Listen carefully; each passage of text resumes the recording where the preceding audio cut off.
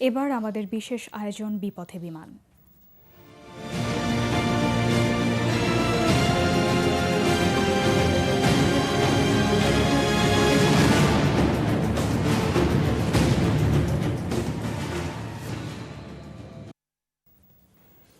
টানা লোকসান, বিপুল দেনা আর মূলধনের অভাবে স্থবির হয়ে পড়ছে বাংলাদেশ বিমানের কার্যক্রম।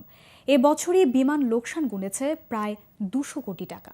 এভাবে চলতে থাকলে অচিরেই প্রতিষ্ঠানটি মুখ থুবড়ে পড়তে পারে বলে আশঙ্কা করছেন সংশ্লিষ্টরা। বাংলাদেশ বিমানের বর্তমান পরিস্থিতি নিয়ে 3 পর্বের ধারাবাহিক প্রতিবেদন তৈরি করেছেন রাহাত মিনহাজ। আজ দেখুন প্রথম পর্ব। 2007 সালে কোম্পানিতে পরিণত হওয়ার পর 2 বছর লাভের মুখ দেখে বিমান, কিন্তু তারপর থেকেই ধারাবাহিকভাবে লোকসান দিতে থাকে প্রতিষ্ঠানটি। বিমানের হিসেব শাখার তথ্য অনুযায়ী 2009 সালে 15 কোটি, পরের বছর 65 কোটি আর 2011 সালে 195 কোটি টাকা লোকসান দেয় বিমান। চলতি বছরে এর পরিমাণ 200 কোটি টাকা ছাড়িয়ে গেছে। এছাড়া দেশে বিদেশে বিমানের দেনার পরিমাণ এখন প্রায় 1,500 কোটি টাকা। এমন বাস্তবতায় অনেক ফ্লাইট বন্ধ করে দিতে বাধ্য হয়েছে কর্তৃপক্ষ।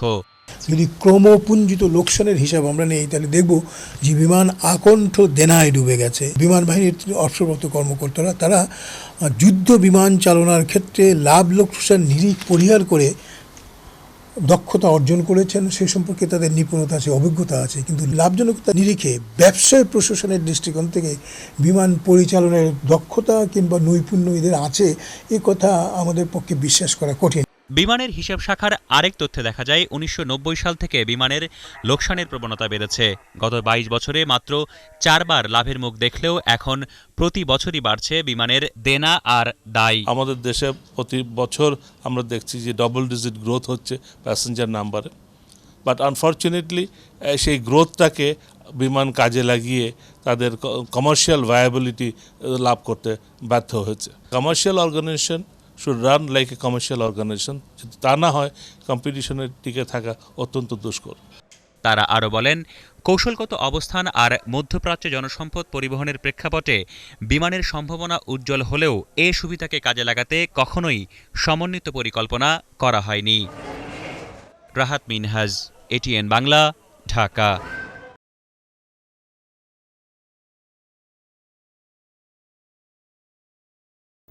দুর্নীতি, তহবিল তসরুফ আর শীর্ষ পর্যায়ে অদক্ষ জনবলের কারণে বিমান বাংলাদেশ এয়ারলাইন্স দিনে দিনে ধ্বংসের পথে এগিয়ে চলছে।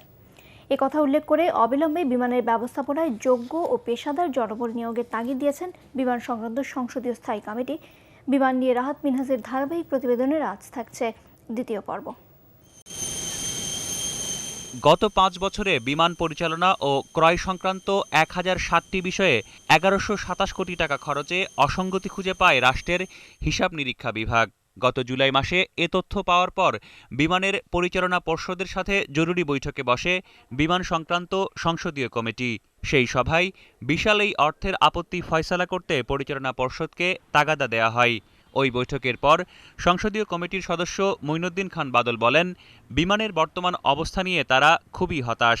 ক্রমাগত এই লোকসানের পেছনে বিভিন্ন পর্যায়ের দুর্নীতি দায়ী বলে মনে করেন তিনি।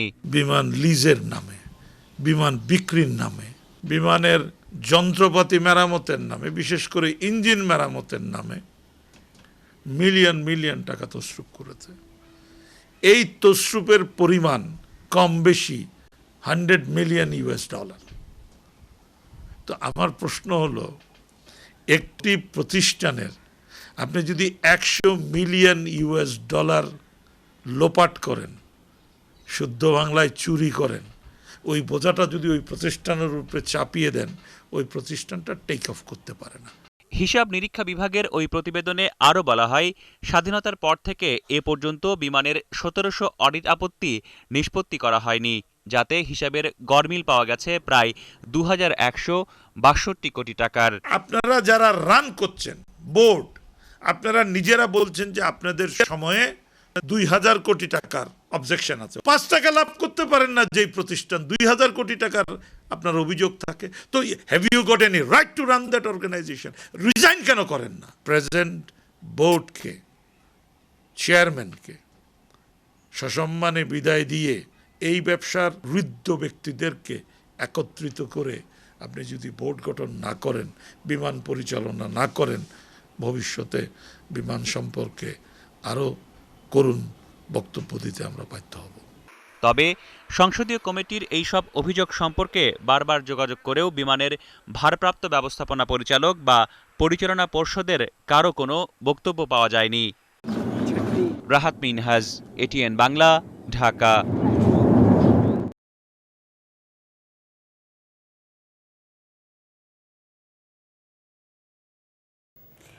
আমলাতান্ত্রিক জটিলতা আর দূরদৃষ্টি সম্পন্ন রাজনৈতিক সদিচ্ছার অভাবই বিমানের সংকটের প্রধান কারণ একথা উল্লেখ করে সংসদীয় ও হিসেব নিরীক্ষা কমিটির সদস্যরা বলছেন, রাষ্ট্রের পতাকাবাহী এই এয়ারলাইন্সকে টিকিয়ে রাখতে প্রশাসনের শীর্ষ পর্যায়ে দক্ষ জনবল নিয়োগ খুবই জরুরি। তবে এ বিষয়ে সরকারি পরিকল্পনা সম্পর্কে জানতে চাইলে কোনো মন্তব্য করতে রাজি হননি বেসামরিক বিমান চলাচল মন্ত্রী ফারুক খান। বিমান নিয়ে রাহাত মিনহাজের ধারাবাহিক প্রতিবেদনের আজ দেখুন শেষ পর্ব। হিসেব নিরীক্ষা কমিটির সবশেষ বার্ষিক প্রতিবেদনে বিমানের আর্থিক অনিয়মের ভয়াল চিত্র উঠে এসেছে। ওই প্রতিবেদনে দুটি F-28 উড়োজাহাজ ক্রয়, টিকিটের অর্থ আত্মসাৎ, পণ্য বহনের ক্ষেত্রে দুর্নীতিসহ বিভিন্ন বিষয়ে প্রায় 100 কোটি টাকার অনিয়ম পাওয়া যায়।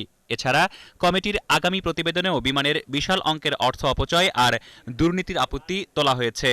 সংসদীয় কমিটির সভাপতি জানান, এসব অনিয়মের সাথে সংশ্লিষ্ট ব্যক্তি ও কর্তৃপক্ষকে অর্থ ফেরত দেওয়ার নির্দেশ দেওয়া হলেও আমলাতান্ত্রিক জটিলতার কারণে তা আদায় করা যাচ্ছে না। যে নিরিখ হচ্ছে বা অডিট হচ্ছে, এগুলো সমকালীন পর্যায়ে হওয়া উচিত। যে নিরিখ প্রতিবেদনগুলো আমরা পর্যালোচনা করছি, এগুলো সাম্প্রতিক কালের, এগুলো সেই পুরনো বছরের নয়। এই এই নিরিখ কার্যক্রম এবং এই তত্ত্বাবধানের কার্যক্রম, এই সিদ্ধান্ত দেওয়ার কার্যক্রম যাতে সাম্প্রতিক পর্যায়ে সবসময় থাকে, তার জন্যে আমাদের সচেষ্ট হতে হবে। এমন বাস্তবতায় বিমান সংক্রান্ত সংসদীয় কমিটি কিছু সুপারিশ করলেও তা এখনও বাস্তবায়িত হয়নি। এমনকি টিআইবির এক গবেষণা প্রতিবেদনে সুনির্দিষ্ট কিছু প্রস্তাবনা তুলে ধরা হলেও সে বিষয়ে কোনো ব্যবস্থা নেয়নি কর্তৃপক্ষ। আমরা ক্যাটেগরিক্যালি বলেছিলাম সরকারকে, বর্তমান যে বোর্ড আছে তারা বেসামরিক বিমান পরিচালনার ক্ষেত্রে আনস্কিল্ড পিপল, ইনঅ্যাপ্ট, তাদের সেই ক্ষমতা নেই। রাষ্ট্রের পতাকাবাহী এই সংস্থাটির সংকট সম্পর্কে জানতে চাইলে বেসামরিক বিমান চলাচল মন্ত্রী বলেন, বিমান এখন পাবলিক লিমিটেড কোম্পানি, এর ভালোমন্দ দেখার দায়িত্ব পরিচালনা পর্ষদের। এছাড়া সংশ্লিষ্ট মন্ত্রণালয়ের মন্ত্রী হিসেবে তার পরিকল্পনা বা ভাবনা সম্পর্কে জানতে চাওয়া হলেও তিনি কোনো মন্তব্য করেননি। রাহাত মিনহাজ, এটিএন বাংলা, ঢাকা।